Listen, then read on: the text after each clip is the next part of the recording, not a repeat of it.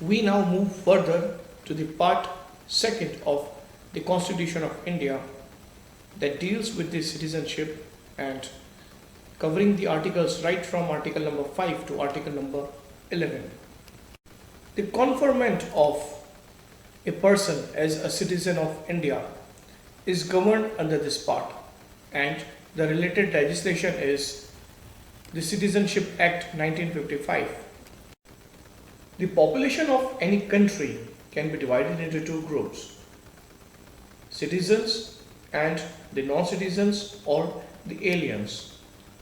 The citizens are the persons who enjoy the civil and the political rights of a country. The citizenship carries certain advantages which are conferred by the Constitution. The fundamental rights is guaranteed under the Article 15, 16, 19, Article 29, Article 30,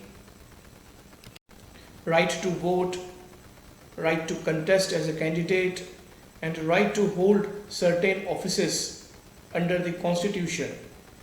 These are available specifically only to the citizens of the India, but still there are articles like Article 14 and 21 which are available to the aliens as well. The Part 2 of the Constitution does not lay down the permanent or comprehensive provisions relating to the citizenship, but it only describes the class of citizens that can be deemed to be Indians at the commencement of this Constitution, that is the 26th January 1950.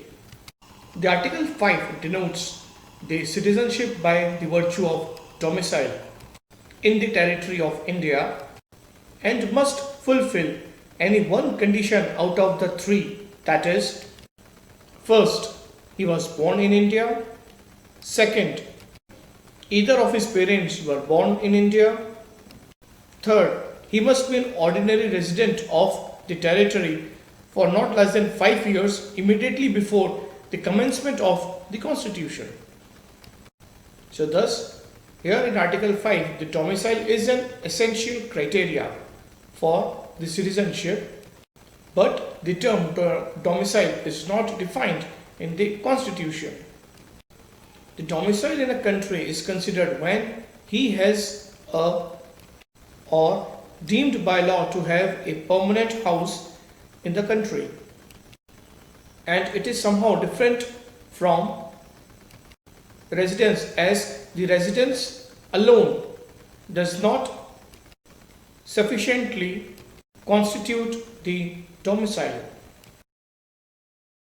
The domicile can be classified into the following categories. Number 1, domicile of origin, that is, which is attached to the birth of the individual. The another one is the domicile by choice, where one person with the intention to reside permanently acquires the residence in the territory. Another class of domicile can be the domicile by the operation of the law. The Article 6 and the Article 7 respectively deals with the citizenship of immigrants from Pakistan and migrants to Pakistan. The Article 8 deals with the citizenship of the overseas Indians. It confers the citizenship to the Indian origins residing outside India, complying with the provisions stated. The Article 9 provides that the person who voluntarily acquires the citizenship of any foreign country shall not be able to claim the citizenship under the Article 5, 6 and 8. The Article 10 provides that any person who is the citizen of India shall continue to be the citizen of India subject to the provisions laid by the Parliament. That simply means the Parliament may take away the right of citizenship of any person. The Article 11 empowers the Parliament to make any provisions with respect to the acquisition and termination of the citizenship and all other matters relating to the citizenship. So, the Parliament, exercising its power by the virtue of Article 11, passed the Citizenship Act 1955. This act provides 5 ways for the acquisition of the Indian citizenship.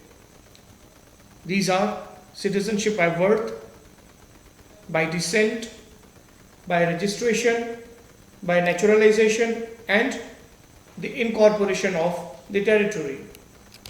Similarly, the citizenship can be terminated by renunciation, termination, and deprivation as provided under the Citizenship Act 1955. India, even though a federal, recognizes only one type of citizenship. There is no separate citizenship for the state. Further, the citizenship described under the Part 2 applies only to the natural person and not to the body corporates. This was held in Trade Trading Corporation of India versus Commercial Tax Officer in the year 1963.